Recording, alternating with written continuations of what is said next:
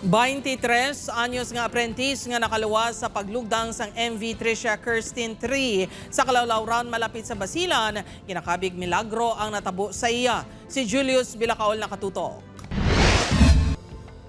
Alas 9 pa lang kunos ang Domingo sang gabi, Enero 25, nagtulog na si Carlo Isbalontong.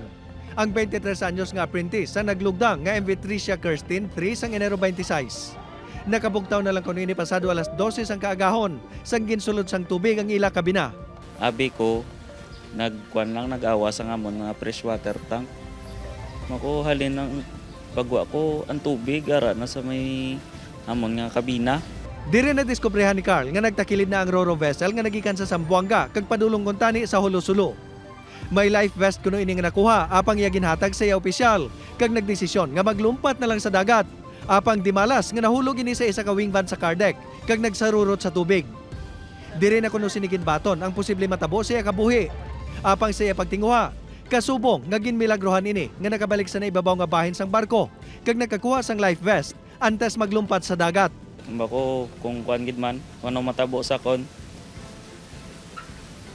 O bato mo na. Bangod sa pagkahulog, nag-angkon si Carl sa mga samad sa iyang lawas kag sa batiis. Mga 4 kuno sini ka oras nga ginbatas ang katugnaw sa dagat antes na rescue.